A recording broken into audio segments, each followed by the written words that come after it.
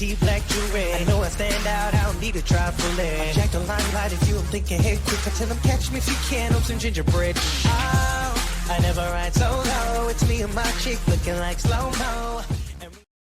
Yo, guys, what's going on? This is Vince down in Tampa, man. I got Lloyd Shellenberger on. He is the host of The Military Historian on iHeart Radio, and it's a great day down here in Tampa. You know, I got the Georgia Southern game. The Georgia Southern alumni are in town. We are going to be rocking it at the Rays game in a little bit, but before I get that, I had to wake Lloyd up in California and do a quick interview and just talk about his new show on iHeart Radio. And Lloyd, how are you doing? Good. How are you doing? And I thought I could have, and I'm looking right now. I could have sworn the 30th was Sunday. I don't know why, but you know what? I purposely did not have anything set aside this weekend because I wanted to make sure that I was available for this interview. So I didn't do any interviews myself this weekend. Hey, so absolutely. Hey, so Lloyd, can you give everybody a little background of years of service? So everybody let me know. Lloyd's a combat vet.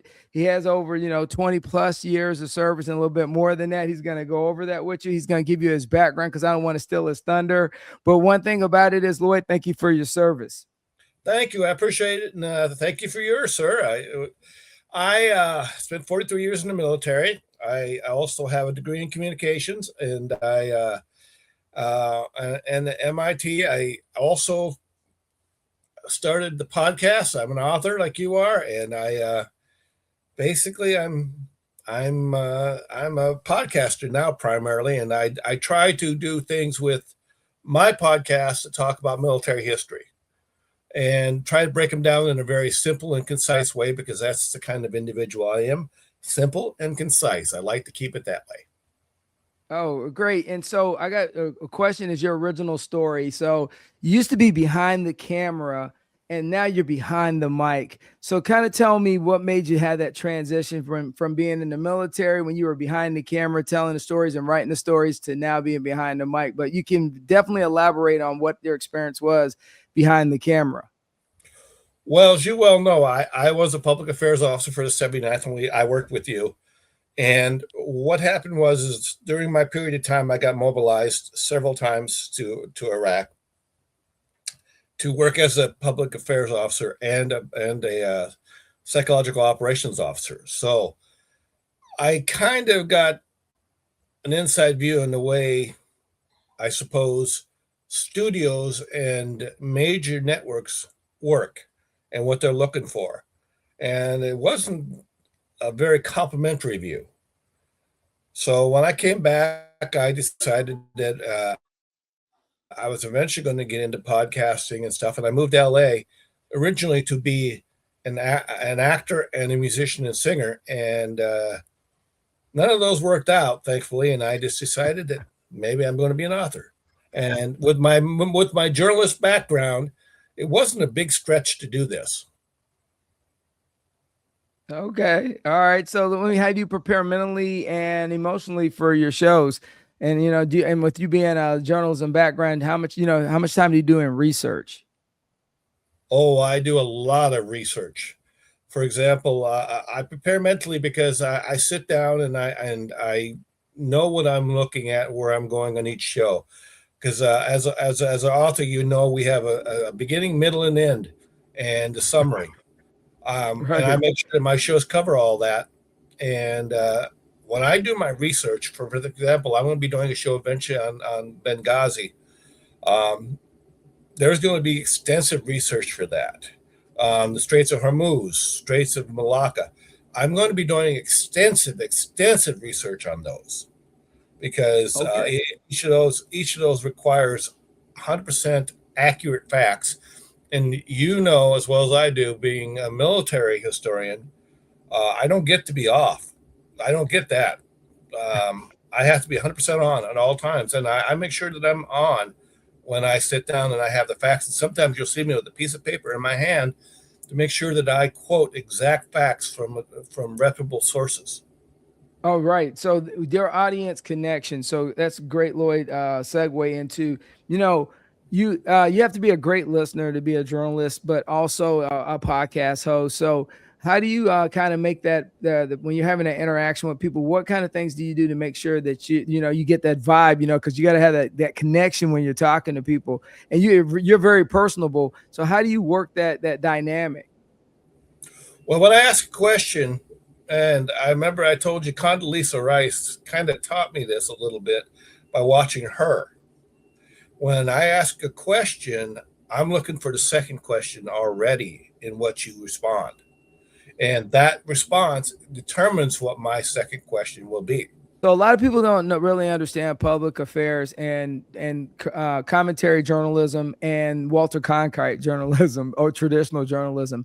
So if you could really in a short frame kind of break it down, how public affairs, what's their major role as a journalistic entity, and then how it's very different from the commentary journalism we have today. Okay, well, public affairs, first of all, you have to break down public affairs. Military public affairs is different from what companies and other people use, because we have 3 shadow audiences in military public affairs. And our job is to tell the story and put out the key message, just like in civilian world, but it is not investigative journalism. That is not what we do. We put out the message, put out the key message, and then monitor it and analyze it. In the civilian world, they're putting out a message to sell a product. They're basically trying to sell their company. They're trying to sell their story, but they're also not really restricted as much as we are with the truth. It is the absolute backstop that does not get to move. And so, compared to traditional journalism and public affairs, what is the difference now that you see between, you have commentary journalism, which you just touched on, and then you have traditional journalism, like you grew up on Walter Cronkite, Barbara Walters, and all those guys. Because you actually have like AFN, you have all these different news networks that work for the military. So what is the kind of difference between CBS and AFN? Okay, I'll give you a great example. Once again, AFN is not investigative journalism. That is not what they do. CBS is. Okay. Then let's talk about the differences. When you're talking legacy media is what they're now being referred to as, they, to a certain extent, what's the best way of putting it?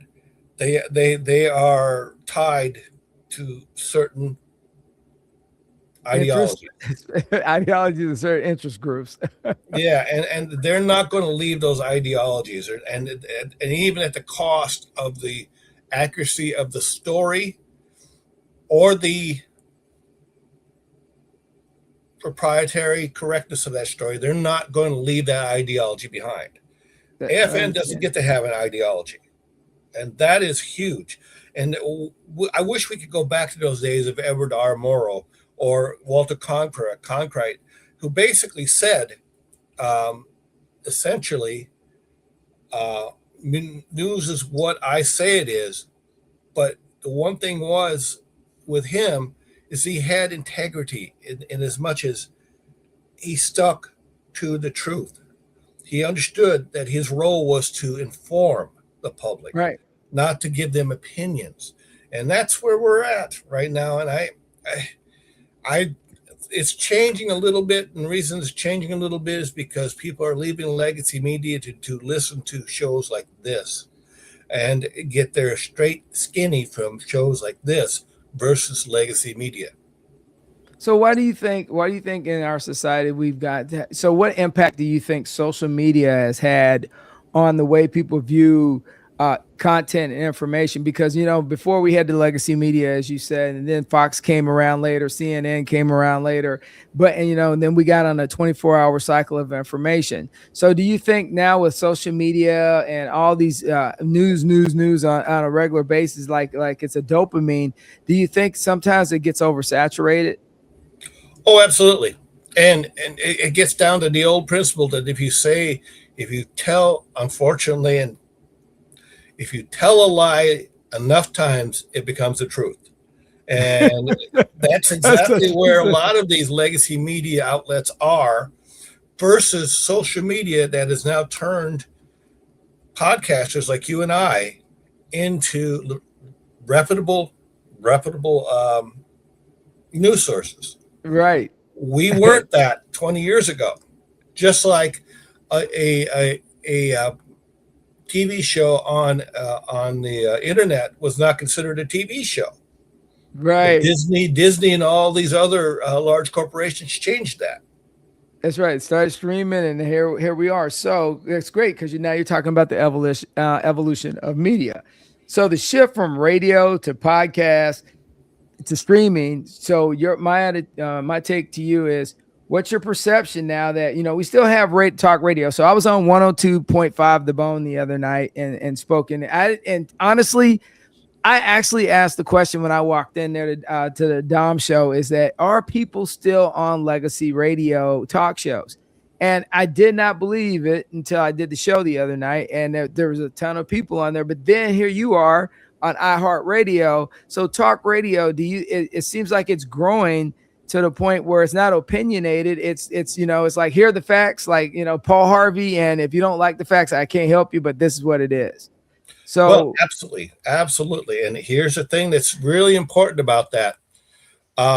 We're getting back to journalists being held and as you and I being held accountable for what we say on the radio. We're being held accountable for it now. And that's by the number of views and the clicks. So we're back to the market will decide.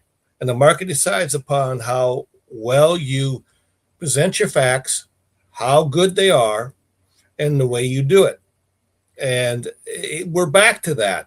And yes, there's still legacy media out there that have hung on, but I don't know quite why they're still doing the things they're doing. Like, I hate to say it, CNN. Their viewership is on a level that it went below the floor level, and yet they persist in doing the things they do. MSNBC was dumped because, and I know this because we actually work for a parent company that owns that, and I'm not going to say the name, but they actually decided that maybe it's time to shift the aircraft carrier, jettison non-profitable agencies. Oh, I understand. And so you talk about hell and pressure now. So so great. I'm trying to skip around that. Yeah, we got to, man. We got to. I only got so much insurance. Yeah, me too. Hey, so when you talk about so let's talk about and you brought it up. Having the pivot. What happens when you're doing an interview and you've done tons of them, and you have an unexpected conversation that has an unexpected turn that you were not prepared for? How did you kind of handle that situation? Is that you went in with one, conversation in your notes, and by accident, the conversation pivoted on you and you were like ill prepared? How did you handle those situations? Well, I've had those. And the funny part is that it's like life. I mean, it gets awkward for a moment, and maybe you shouldn't have gone there. Maybe you did. Maybe the other person just was having one of those days. You just move on. There's nothing you can do about that. As much as, and there are people that do these interviews like you and I, and they will persist down that rabbit hole that you probably shouldn't go. And your guests, I don't do these hardball interviews. Never have. Right. Because if I'm having somebody on as a guest, they're giving me their time, and thankfully I should treat them with that kind of respect.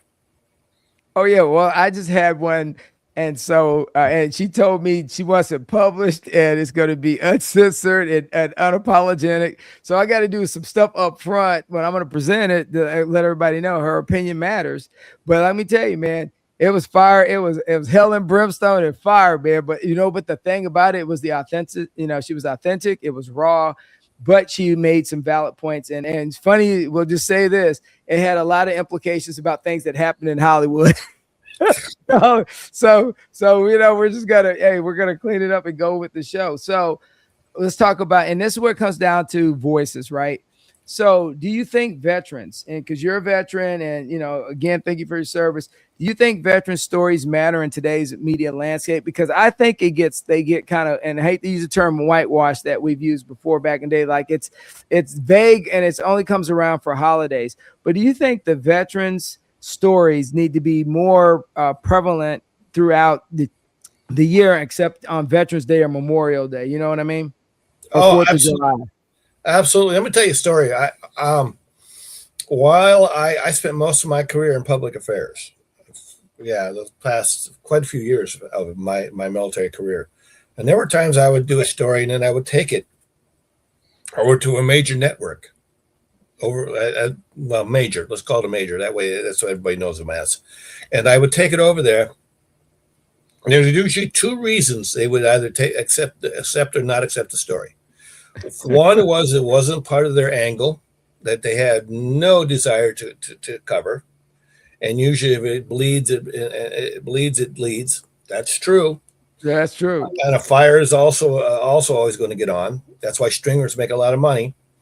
Or the second reason, the quality of it. A lot of times I saw military journalists not taking quality pieces over to networks and wonder why the networks wouldn't touch them. Right. And if you're going to take a piece over to a major, keep in mind, they do it better than anybody.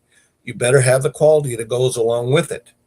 So those two reasons kept a lot of stuff off the air, coupled with the fact that it's not a sexy story sometimes when you're talking about a soldier who did something that maybe was, it wasn't necessarily the most exciting lead that you've ever seen. Right. So, and by the way, thank you. I noticed you got my Aspire to Inspire Leadership 101, your show.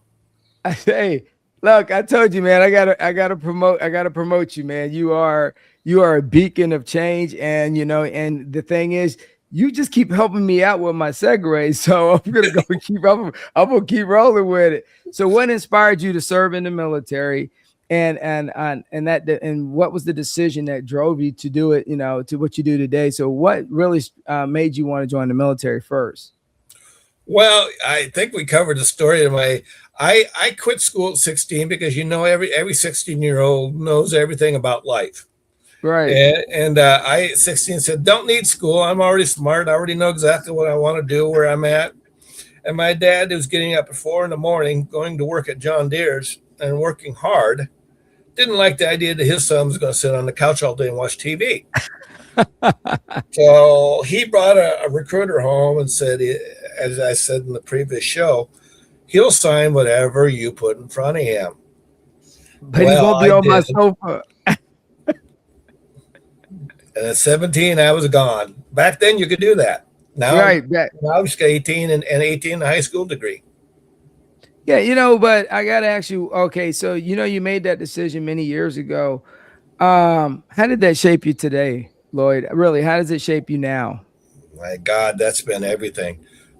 Without the military, I would not have a basis for the knowledge and haven't seen the world. And I've seen things, General, that most normal people will never get to see. I've met and I've interviewed congressmen, senators, helped interview secretaries of state, Clinton, Condoleezza Rice, presidents. Wow. I'll never get that opportunity in real life. And then I've seen the entire world in one way or another. So I have stories to tell.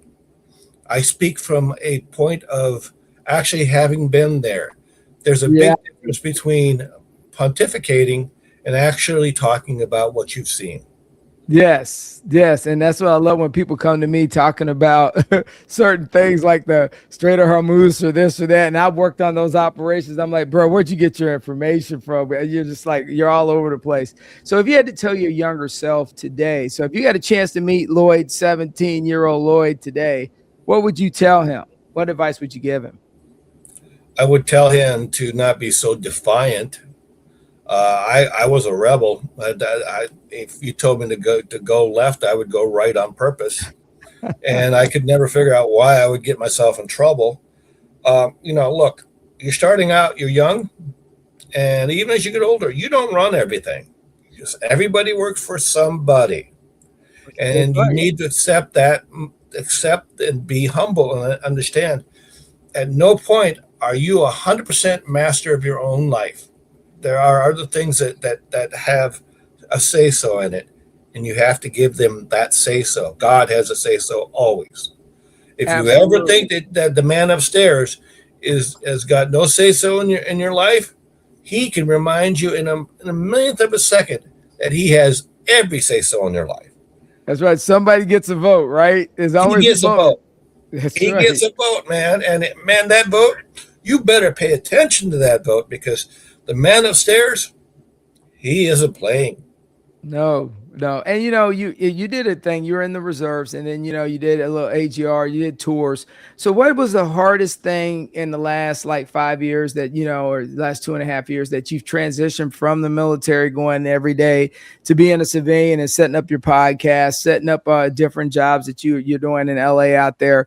So what was the biggest transition piece that impacted you when you made that transition to the civilian world? That's a great question. That's a great question. Well, the biggest piece is when you're in the military. Now, I still produced. When you're in the military, a lot of times people's expectations of you are a lot different from when you go in the civilian world. When you go in the Right. civilian world, particularly when you're working for a major studio or whatever you're doing, their expectations are through the roof, and you got to meet them, because if you Right. don't meet them, they'll just escort you out the door. You have to learn to adjust your output. Your output changes going from a government job, which or a government employee type of situation, to a civilian one. Right. It's a whole different level of expectations and a whole different level of performance you better provide. And I always tell people that, to me, the difference between the military and the civilian world is the military is metric and performance based. And I think the civilian world is so metric data driven compared to the military, because, if you're in good shape, you get points for that.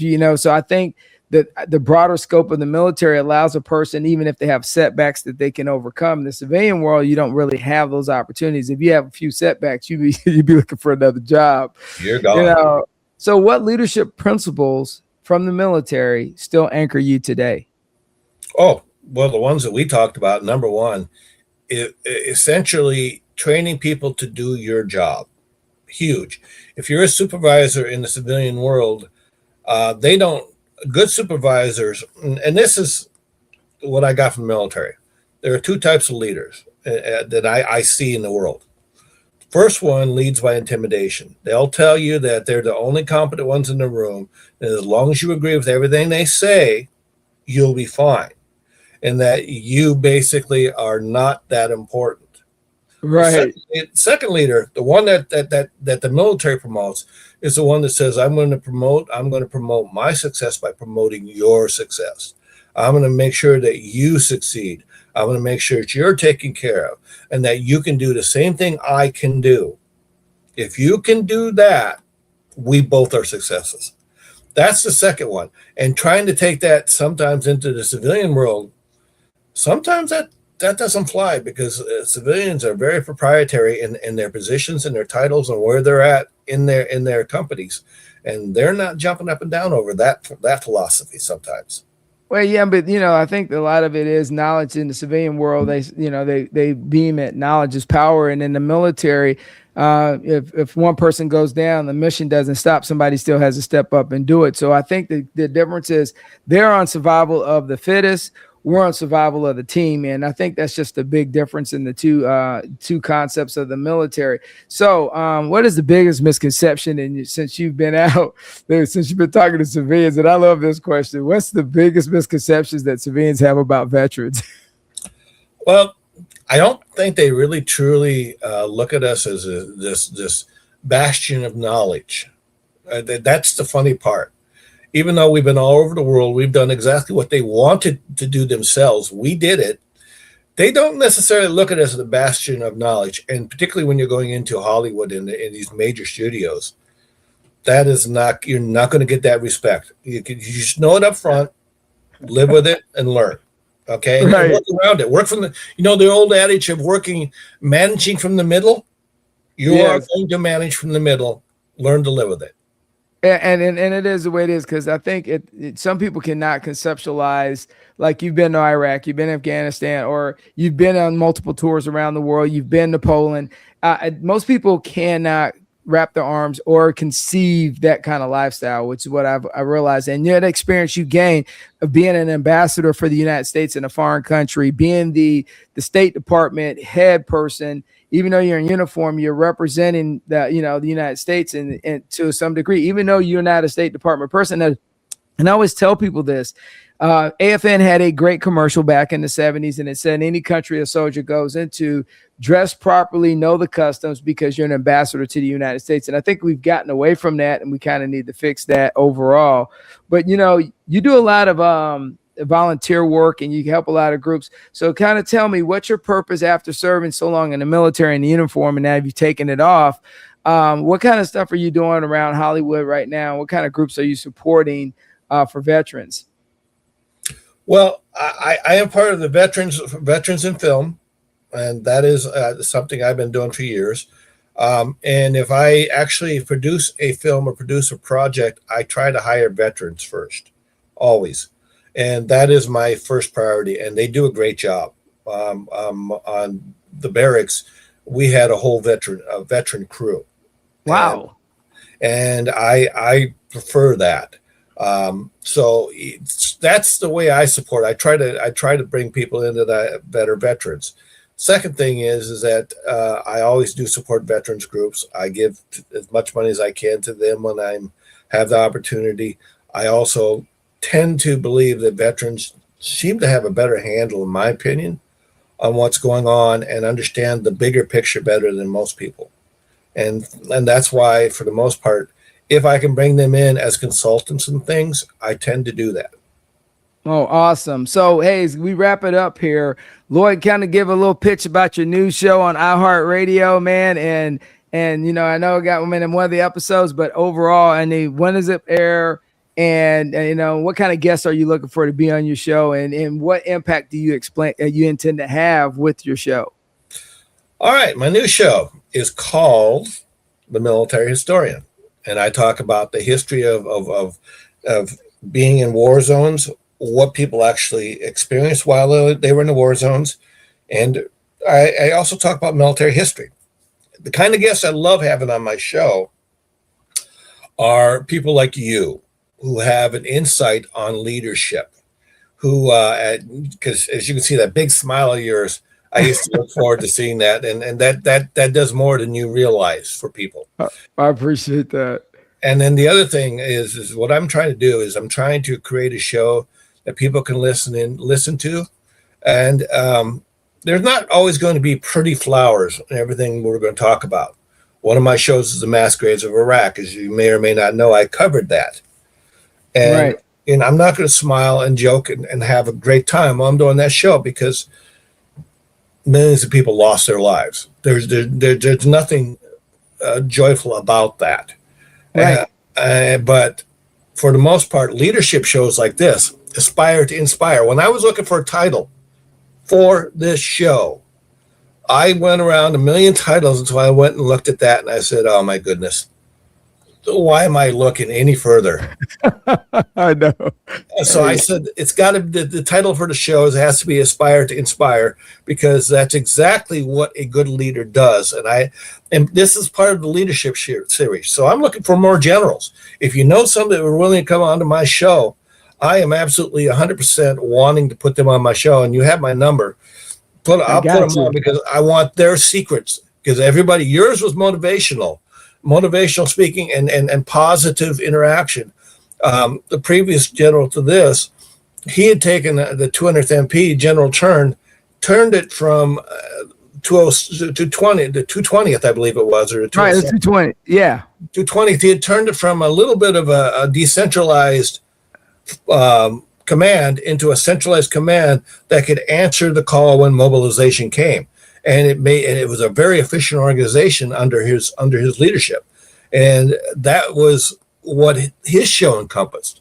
I'm looking for generals that and other leaders that can tell me how they, from a leadership perspective, improved the environment they were in.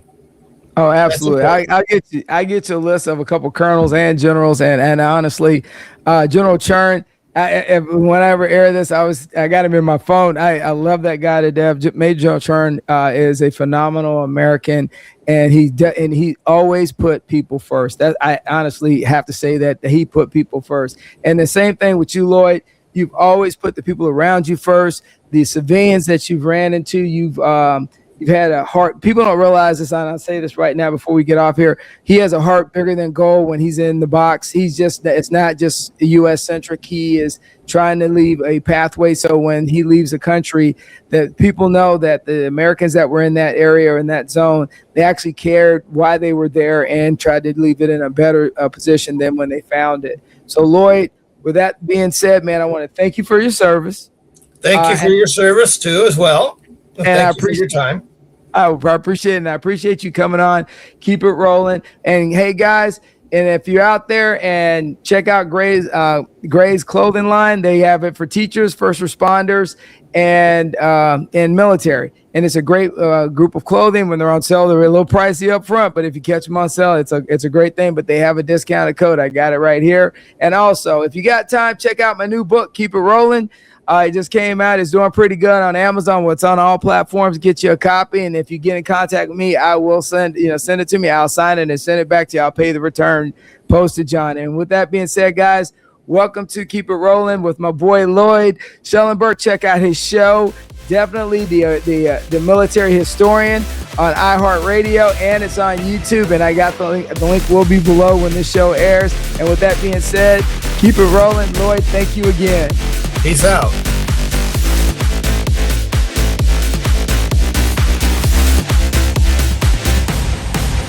Peace out.